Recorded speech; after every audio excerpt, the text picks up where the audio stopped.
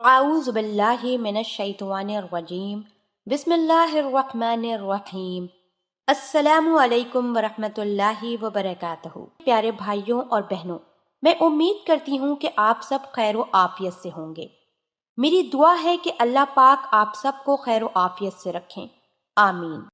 ناظرین، میری ایک بہن کا آج میسج آیا کہ رات کو نیند نہیں آتی، دماغ میں برے خیالات آتے ہیں، دماغ میں ایسی ایسی باتیں آتی ہیں جیسے میں قاتل ہوں، جیسے میں نے بہت بڑا جرم کر دیا ہے۔ مجھے اتنے غلط خیالات آتے ہیں کہ جی چاہتا ہے کہ اپنے دماغ پر پتھر مارنا شروع کر دوں، اور کبھی کبھی میں اپنے بالوں کو بھی نوچنے لگتی ہوں، اور کبھی کبھی یوں لگتا ہے جیسے میں کافر ہو چکی ہوں، اور ایسے خیالات بھی آتے ہیں جن کا بیان کرنا بھی مناسب نہیں۔ میری بہن کہتی ہیں کہ آپ مجھے اس کا حل بتائیں کہ یہ خیالات کیوں آتے ہیں اور ان خیالات کو میں کیسے دور کر سکتی ہوں۔ تو دیکھیں، سب سے پہلے تو میں یہ بتاتی چلوں کہ برے خیالات انسان کو آتے کیوں ہیں، اس کی وجہ کیا ہوتی ہے، اور سیکنڈ، اگر برے خیالات آئیں تو ہم اسے کیسے دور کر سکتے ہیں۔ دیکھیں، مسئلہ یہ ہے کہ برے خیالات اور وسوسے اس وقت آتے ہیں جب انسان خود کو تنہا کر لیتا ہے، وہ اچھی باتیں نہیں سنتا، اچھے لوگوں کی صحبت اختیار نہیں کرتا، اور تنہا بیٹھ کر سوچتا رہتا ہے۔ ہمارے یہاں المیہ یہ ہے کہ ہمارے گھروں میں دین کی بات کرنا تو آج کل ایسے لگتا ہے جیسے کوئی جرم ہے۔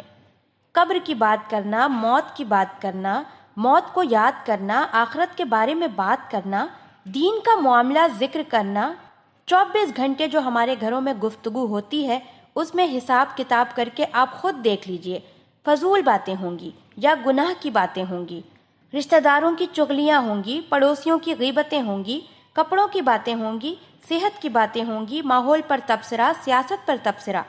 دین نہیں ہے ان سب کے درمیان۔ اب جب دین ہے ہی نہیں، اور جب ایسے شخص پر جب انسان حملہ کرتا ہے تو اس کے ذہن میں وہ مواد موجود نہیں ہوتا، وہ دلائل موجود ہی نہیں ہوتے جو شیطانی وسوسوں کو دور کرنے میں انسان کے ساتھ تعاون کرتے ہیں۔ فضول قسم کے خیالات اگر آ جائیں تو وہ کیسے دور ہوں گے؟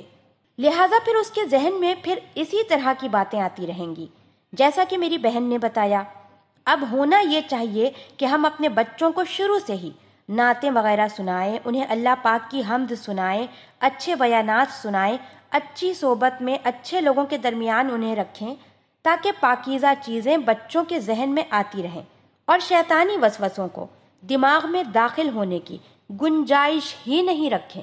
اور اگر ایسی ساری باتیں، ساری چیزیں کرتے بھی ہیں اور اس کے باوجود پھر بھی انہیں شیطانی وسوسے آتے ہیں تو بھی گھبرانے کی کوئی ضرورت نہیں ہے، کیونکہ شیطانی وسوسے ہمیشہ ایمان والوں کو آتے ہیں، اور یہ صحابہ اکرام کو بھی آئے ہیں۔ بہت سے لوگ ڈر کے یہ سمجھنے لگتے ہیں کہ شاید میرا ایمان خطرے میں پڑ گیا ہے، تو ایسا نہیں ہے۔ صحیح مسلم کی روایت ہے کہ آپ صلی اللہ علیہ وآلہ وسلم کے پاس صحابی آتے ہیں اور کہتے ہیں کہ اے اللہ کے رسول، میرے دل میں کچھ ایسے خیالات آتے ہیں کہ ہم میں سے کوئی انہیں بیان نہیں کر سکتا، اور کبھی کبھی ایسے خیالات آتے ہیں جنہیں ایکسپلین کرنا ناممکن ہوتا ہے۔ تب نبی کریم صلی اللہ علیہ وآلہ وسلم نے فرمایا، کیا واقعی اسی طرح ہوتا ہے کہ برے خیالات آتے ہیں؟ اور انہوں نے کہا، ہاں، کیا تم اسے اپنے دل میں برا بھی سمجھتے ہو کہ یہ اچھے نہیں ہیں؟ کہا، ہاں جی، میں بالکل ایسے ہی برا سمجھتا ہوں۔ کہا، یہ تو واضح ایمان کی دلیل ہے تمہارے پاس، اگر نماز میں خیالات اور وسوسے آنا چھوڑ دیں، یہ ایمان کی دلیل ہے۔ ایسا بالکل بھی نہ کریں، آپ اپنی عبادات میں خود کو مشغول رکھیں۔ گندے گندے وسوسے اور ایسے خیالات آتے ہیں جن کو ہم بیان بھی نہیں کر سکتے۔ آپ صلی اللہ علیہ وآلہ وسلم نے پھر فرمایا، کہا، ایسے ہی ہے، یہ تو واضح ایمان کی دلیل ہے۔ شیطان آتا ہے اور شیطان ایمان والوں کے پاس آتا ہے، تو جن لوگوں کو وسوسے آتے ہیں ان کے لیے شیطان سے پناہ مانگیں۔ اور ساتھ ہی ایک چھوٹا سا عمل بھی آپ لوگوں کو بتاتی چلوں۔ اب جو وظیفہ میں آپ لوگوں سے شیئر کرنے لگی ہوں وہ اسی مقصد کے لیے ہے۔ اگر آپ لوگ چاہتے ہیں کہ میں گناہ سے بچا بھی رہوں، برے خیالات سے بھی بچا رہوں، ہر طرح کی شر اور فتنے والی بات سے بھی بچا رہوں، تو اس کے لیے ایک بہت مجرب وظیفہ ہے جو کہ بہت آسان ہے۔ نہ آپ کو گننے کی ضرورت ہے، اور نہ ہی کسی اعداد و شمار کی ضرورت ہے۔ آپ اٹھتے بیٹھتے، چلتے پھرتے، کھاتے پیتے، گویا کہ ہر وقت اللہ کے 3 صفاتی نام ہیں، یا مالکو، یا قدوسو، یا سلامو۔ یہ آپ چلتے پھرتے، اٹھتے بیٹھتے، کام کرتے ہوئے یعنی ہر حالت میں آپ انہیں پڑھ سکتے ہیں۔ ان کے لیے باوضو رہنے کی بھی شرط نہیں ہے۔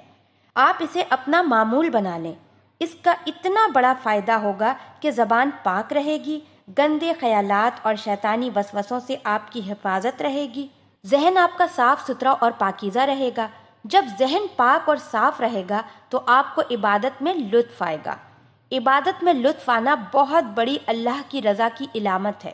نمازوں میں دل کا لگ جانا، نیک کاموں میں دل لگنا اس وظیفے کی برکات ہیں، خاص برکات، کیونکہ اللہ کے یہ اتنے بابرکت نام ہیں۔ جب ہر وقت زبان پر یہ جاری رہیں گے تو آپ کی زبان ان مبارک ناموں کی وجہ کر تر رہے گی، جس کا اثر آپ کے دل و دماغ پر پڑے گا۔ دل بھی روشن اور منور ہوگا اور دماغ بھی آپ کا اتنا پاکیزہ ہوگا، ہر برائی، ہر برا خیال، ہر شیطانی وسوسہ اس وظیفے کی برکت سے دل و دماغ سے نکل جائے گا۔ تو ناظرین، یہ بہت ہی بابرکت وظیفہ ہے۔ اللہ پاک ہم سب کو دین کی سمجھ عطا فرمائے اور اس کے مطابق زندگی بسر کرنے کی توفیق عطا فرمائے، آمین۔ آپ ہمارے چینل کو ضرور سبسکرائب کر لیں۔ سبسکرائب کے ساتھ ساتھ ہماری ویڈیو کو لائک بھی کر دیں۔ اللہ پاک آپ سب کو اپنے حفظ و امان میں رکھے، آمین۔